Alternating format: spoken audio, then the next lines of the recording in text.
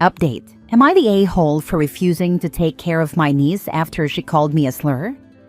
Original post. I, 29 male, and my wife, 30 female, have 2 sons, 5 and 3. My wife works a full-time office job, while I work from home with extremely flexible hours. Basically, as long as I meet my deadlines, no one really cares how many hours it took or what time of day I work outside of some Zoom meetings. My sister, 26 female, let's call her Barb, and her husband, 30 male, let's call him Nick, live nearby and work full-time jobs. They have a daughter, 5, let's call her Tracy. Because of my comfortable work schedule, when our kids started going to daycare, we basically decided that I would be dropping off and picking up my niece from daycare, alongside my own kids. I didn't really mind, and I thought it was great for my kids to spend time with their cousin. I get along with Tracy as well, and always thought I was her cool uncle. She's a sweet kid and usually well-behaved. So anyway, most days I bring her and my kids back to our house. I make them snacks or dinner, and in the afternoon or evening, my sister comes to pick them up. A few days ago, the 5-year-old kids were watching Bluey on the TV while I was preparing snacks with my 3-year-old, and I suddenly heard yelling. I rushed over to see what was up, and my son was yelling at Tracy, saying, "My dad's not a girl," while my niece yelled back, "He is. He's a fat." That's like a girl. The word is different in my language, but the meaning holds, as does the distinction between using it versus simply addressing a gay person. I was kind of in shock at first, but I turned off the TV, sat her down, and began explaining that this is a very bad word, and we shouldn't be calling people that. I also told her that, regardless, I'm not a girl. And because this is a bad word, she should apologize to me because we don't act mean to each other in this family. And if I hear this again, I'm going to talk to her parents. And she's going to get in trouble. She said she wouldn't get in trouble because that's what her dad called me, and he's not in trouble. I was stunned.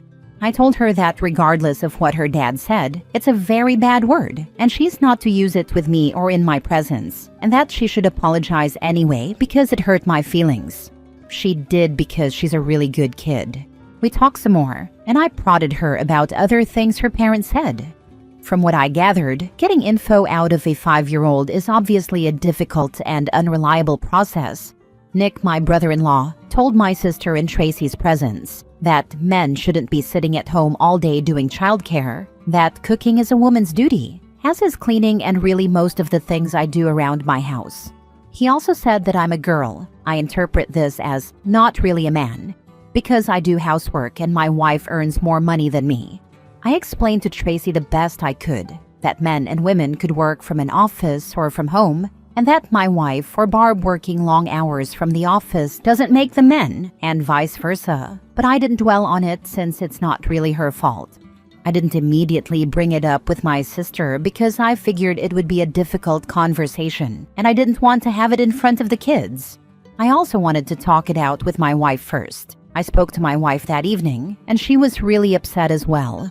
I told her that I think I should demand an apology from Nick and my sister, and she agreed. I called my sister and told her what happened, and she said that it's just a word, and I'm blowing it out of proportion, and obviously Nick doesn't dislike me. I said I don't care whether he does or doesn't dislike me. He is talking smack about me behind my back to my niece and to her, and she is apparently very chill about this. Rather than standing up for me, she said that's just how Nick is, and that I should stop being a drama queen. I told her to F off, and that if that was how she felt, she could pick up her own child from daycare. Then I hung up.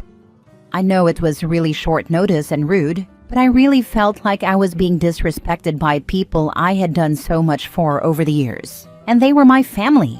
My wife said she understood, and that I shouldn't back down until I at least get a proper apology. The next 2 days were a weekend, and there was no daycare. I assumed there would be calls or texts from Barb, but there was nothing.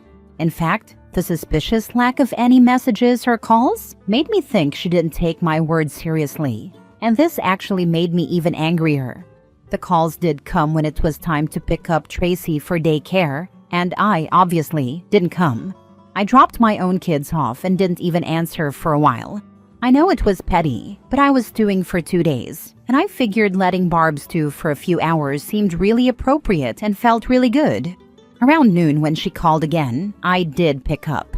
I was going to smugly tell her that I was ready for my apology and we could put it behind us, but I didn't get to. Instead, she went off on me about how I was irresponsible and that I flaked, and she was so late for work because of me. I just said, I told you I wasn't going to pick her up. You had 2 days to make arrangements. She kept yelling at me, so I hung up again. She kept calling and sending me texts about picking Tracy up from daycare, to which I said I will not be. Then I stopped replying. When I came to pick up my kids, Tracy was expecting me to take her as well, but I didn't, which was really rough on both of us. I know it's not her fault, and she suddenly doesn't get to go over to our place to play and have snacks. But at the same time, I didn't want to just let this thing go. I felt like I deserved an apology, and still do, so I explained that her mom and I were fighting, but I'll pick her up again when we work it out. She obviously didn't take it well because she's 5, but I apologized, took my kids, and left. A bit later, I got a call from my mom. Barb roped her into picking up Tracy, but my mom is disabled, so she was having a really hard time with Tracy. She asked me why I was being mean to Barb. I told her everything, expecting her to take my side, but instead, she also pulled the "you know how Nick is" card. That evening, I got a call from Nick himself. I was hesitant to answer, but I did on the off chance that I was actually about to get that apology. Nope. Instead, he told me my behavior was causing Barb great distress, and that we're family, so how could I do this to my own sister? I told him that since we're family, how could he talk crap about me to his kid, whom I take care of daily? He said he was only joking and that it was all in good fun. I told him it was neither good nor fun for me, and I wanted my apology. He blew up on me, calling me a fat and a hysterical little girl. I told him to get lost and that I was done with him. Then I hung up. Now for the top comments before reading the updates. I don't think I've ever commented on this sub before, but that crap just struck a chord with me. First of all, not the a-hole, but let me just say I deal with a lot of comments like that.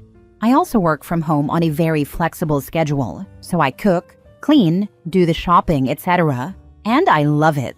It gives my day structure. My girlfriend is always happy, and to me, it just feels natural. I've been on my own for a long time, never lived in filth, and I hate guys who do that. So yeah, I get a lot of comments about being the bitch of the household, my girlfriend wearing the pants, yada yada. You know what worked for me? I started acting like the manly man they wanted me to be, but only towards them. Hey brother, I need help with this. Nah man, I'm really tired from my manly job. Can't do it. Hey, I really needed to talk and haven't seen you in so long. Talk? No, dude. Best I can do is tell you that it is what it is, and it'll sort itself out. Some people picked up on it, others haven't. But my point is, just be what they want you to be for a while, and see how quickly they change their tune. Eventually, you'll have a chance to throw it back in their face. I hate people like that. I totally get you, man. I used to work an insanely demanding job when I was fresh out of college, and it just brought me no joy at all. Like my wife really loves her career, she's crushing it, and I'm super happy for her. But for me, my job isn't my calling. My job is my job and I do it well. I just do it so I can afford fun stuff for the people I love. The time I spend with my wife and kids is what it's all about for me. Edit. The angle of Nick actually wanting Barb to quit her job is not one I considered, but now I think it might actually have merit, and it makes me very worried for her. I will also make certain to stress to Tracy that I love her and that none of this is her fault. Thank you all. Now for the first update. Just to clarify a few things, my dad died from a heart attack 2 years ago, which came as no surprise because he smoked a lot and lived a pretty unhealthy life. It wasn't his first heart attack either. He was a great grandpa and a great dad before that, and right up to the end. But his death left my mom alone, and she doesn't work. My mom has MS, which is mostly steady, but slowly gets worse over time. It flares up occasionally and is made worse by stress, which she's going through now. A flare-up often means the level she gets back to isn't quite what it was before, so we mostly try to keep her stress-free. My dad had life insurance, so her house is paid for, and she had a little money. But there's also a caretaker coming over 3 times a week to clean, cook, do shopping, etc., which she can't afford, so my wife and I pay for it. As I mentioned in a comment on the original post, my wife and I are financially better off than Barb and Nick. They have a fancy house and fancy cars, but they also have a mortgage and loans. So, the great response I got made me think about this again, and I thought about how I could stand my ground without giving up on Tracy altogether. I figured there was no perfect solution, and I had to settle on something. I took the day off work because I just needed to process and deal with this. One comment on the original post really got to me about how someone would feel in Tracy's place. I just can't do it to her now. I know this isn't the update some of you wanted, but I just can't. I love her like she's one of my own, and my kids do as well, and it's not her fault. I unblocked my sister because, obviously, if I'm going to be interacting with her child, she needs to be able to reach me. I talked to my mom during the day, and she was, again, distraught about having to pick Tracy up, which is pretty hard on her. I told her I was willing to do it, but I was coming over and she was going to have to hear me out, to which she agreed. I talked to her for a long time, avoiding snark and lashing out this time, and just explained that how serious Nick was or how he is doesn't matter. I used that rocking the boat analogy someone linked in the comments, and I further stressed my point by saying that it shouldn't matter if I was justified or not in getting upset. I am her child, and if something upsets me, it at least warrants giving me the benefit of the doubt before siding against me. Eventually, it seemed to come through. She apologized, and we hugged it out. I think she got it. She's not a very confrontational person and generally tries to keep the peace, but this time she went about it the wrong way. I'm not saying I'm not mad, but she's my mom, and she apologized. I explained to her that she shouldn't be covering for me because that means I have no leg to stand on when confronting Nick and Barb, and she was receptive to it.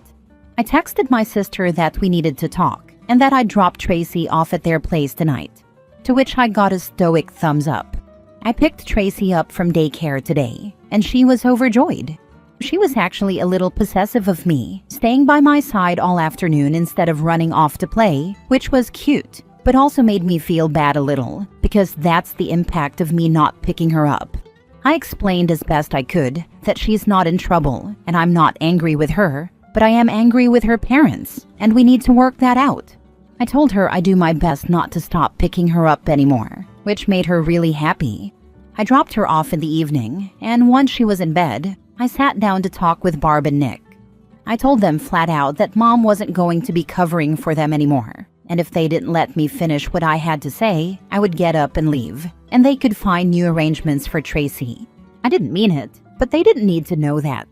They weren't happy, but they were willing to listen, so that's progress, or at least the threat worked. I explained that this was the situation now. I don't need them to mean their apology, but I sure as heck am going to need one.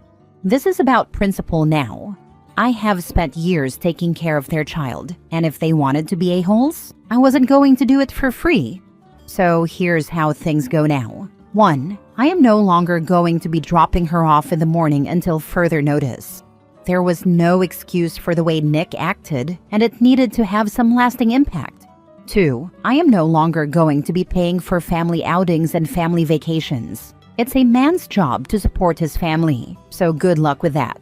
The exception is Tracy, who is always welcome. 3. If I hear any more BS being talked about me behind my back, I'm going to start charging them for my service. My plan was to dangle the thing they want, childcare, restoring it, but at the same time giving some repercussions and the threat of things getting hard for them again. I also laid it on pretty thick about how I am a man, so obviously I have my pride and can't have that disrespected, even by my own family, who I obviously love. Don't really consider Nick family, but figured he wouldn't figure that out. Nick was not happy about this, and my sister actually had to take him outside to talk it out without me. But eventually, they agreed to it, and I got my, admittedly, half-hearted apology. I could probably press it further, but I didn't want to risk having to either back down or hurt Tracy again, so I took this. There were no tears and no warm hugs, but I get to walk away with what I wanted, giving them some payback without having to give up my time with Tracy. I still plan to talk to my sister alone about her relationship with Nick and about how she sees me, but I figure I should let things calm down a bit before I do. I know this isn't the resolution some, maybe most of you wanted, but at the end of the day, I need to find a solution I can live with. And for me, this is it. I'll update if anything changes. You are paying for their family vacations? Damn. I thought I was paying for our family vacations, and honestly, because my wife makes more than me and is mostly the one in charge of our finances, she could be considered the one paying, since her income basically keeps us housed and fed, while my salary is the having fun fund. She was actually always very excited about this, since she doesn't have much family remaining. So having Barb, Nick, and Tracy alongside her sisters always made her feel like she had a big family. She felt this justified the expense and made her really happy. Obviously, she is now furious with them, because I don't think either of us will feel comfortable paying for them again, and they probably can't afford to come along. I do hope we will still get to bring Tracy along at least. Talk about biting the hand that feeds you. Mistaking kindness for weakness. Now for the second update a few months later. These past few months, things have been tense, but okay. I haven't gone back on my word about dropping Tracy off, and haven't been paying for meals or anything really. Also, having realized what sort of man Nick is, I've been gently trying to get some alone time with my sister to ask her some questions about their relationship. Has he been isolating her? Is she financially dependent on him? Can she go out with her friends? How jealous does he get? Some of her answers made me a little uncomfortable, but I can't really force her into anything.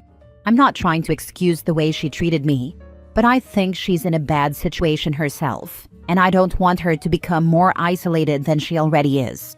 So, I'm gently trying to guide her down the right path, dropping hints like, "Isn't this like what your really bad ex used to do?" and the like. I don't think she quite realizes how deep into this she is, but I also know from past experience that forcing her into anything will mostly cause her to pull away and become more stubborn. So, I'm trying to guide her to the right conclusion gently, while making sure she knows she has a place to go and someone to support her if she ever chooses to break things off. Nick hasn't really been anything with me. I don't think his feelings about me have changed much, but he's basically avoiding interacting with me and has to work a lot when we get together as a family, which I think might be the best outcome for everyone involved. Tracy has been sweet. She's slowly learning to read alongside my oldest, and she still enjoys bad words, just less mean bad words now. Poop has been a hit. She's now a big fan of the Tom Cardy song, "Have You Checked Your Butthole?" We've been pretty good about making clear the difference between rude words and hurtful words. Over the holidays, we went on a trip. At first, Barb and Nick were probably shocked that I was serious when I said they were welcome to join us, but I wasn't paying for anyone but Tracy if they chose to send her along. I talked it over with Barb, leaving it up to her how to convey that to Nick, who, as stated, was avoiding me. I assume he didn't take it well, but I don't really have a way of knowing for sure. Barb, for her part, tried doubling down, trying to get me to cave. But I stood my ground. I said I wasn't paying for things, and I meant it. I explained again that this wasn't about a specific trip, but about the fact that I used to believe they genuinely and unconditionally loved me, and that is just no longer the case. It's not something I can just unfeel. I need this to feel like I am standing up for myself, and she can choose to respect my feelings and my decision or be angry, but I won't back down on this. The only choice that is up to her is to come on her own dime or not come, and to send Tracy along with us or not if she chooses not to come. She ended up sending her along, and we had a blast. My wife seems much relieved to no longer have to put up with Nick as often. She apparently had him pegged from the get-go, but wanted me to come to my own conclusions, and was hoping he wasn't as bad as he initially seemed to her. She's glad I'm standing up for myself and that we still get to hang out with Tracy. I still hope someday Barb comes to her senses about her situation, and I will fully support her if she does. Despite not quite being over what she either thought about me, or at least didn't stand up for me to Nick about. But she's still my family. Regardless, thank you to everyone for your support and advice. Last story. Am I the a-hole for taking my niece lunch after her mom didn't do anything for her birthday? So I, 34 female, and my husband, 38 male, travel a ton. We hardly ever get to see family because we've been all over the place. Bora Bora, Paris, Hawaii, Rome, Japan, China, you name it. We were all set to go to Morea next, but I found out I was pregnant, and my husband thought we should settle down for a bit until the baby starts school or something. We were really looking forward to it, but then I had a miscarriage in September, and I was crushed. I can't shake the feeling that it was my fault that my baby boy's gone. So, we haven't traveled anywhere since, because I just can't handle it emotionally. My big sister, 35 female, has 4 kids, 13, 3, and 8-month-old twins. And I love them all. I see them every week now that we're not traveling. My niece just turned 13, and my sister is spending all her money on my nephew's birthday coming up. She's booked a big party at Chuck E. Cheese and is taking him and his buddies to Disney World, while my niece will be babysitting the babies. I told my sister I get that she needs to focus on my nephew's birthday, but I didn't think it was fair for my niece to not get anything special. She snapped back that I wouldn't understand since I'm not a mom, and that really hurt. So I decided to do something nice and bought some sushi and candy for my niece. I texted her to find out when her lunch break was, and when she said 11:45 a.m., I made sure to be there. I brought a huge 50-piece sushi tray and goodie bags. I made sure that the girls got lip gloss, nail files, hair clips, pink pens, and mini notepads, while the boys got blue pens, blue poppets, controller-shaped erasers, and mini notepads. I paid for everything myself. I gave any leftover sushi to the other teachers. My niece was thrilled. She couldn't stop smiling, and she told me I made her the happiest girl ever. When she got home, my sister called me up saying I made her look like a bad mom and that I made her feel terrible. She told our mom, and of course mom said I crossed a line. She added that just because I lost my baby doesn't mean I can take someone else's joy. Am I the a-hole? Now for the comments. Not the a-hole. Why is your sister going so over the top for a 3-year-old's birthday and ignoring a 13-year-old's birthday? I have kids, and I'll entirely admit to doing big parties for their 3rd birthdays, but we've always made it a point to keep things even. Both kids get big parties, or neither kid gets a big party. It's that simple. That said, a big party and a Disney World trip with all your friends is ridiculously over the top, particularly when you're doing absolutely nothing for your other kid. The favoritism is just insane. I'm guessing that the 13-year-old has a different dad from the 3-year-old and is treated as a second-class citizen in the family, which, stinks. Your sister is the a-hole. She looks like a bad mom because she is a bad mom. My niece was adopted when she was 2, so she does have a different dad. But my sister was never in a relationship with him. That is something to ask your mom, unless she is really showing favoritism to her real blood grandchildren. She isn't speaking to me. I've asked her several times if we could just sit and talk with some coffee and just talk about the situation. But nope. She just keeps saying, "You don't care about me anymore because you won't just stop sulking about a child you never met and just have another baby."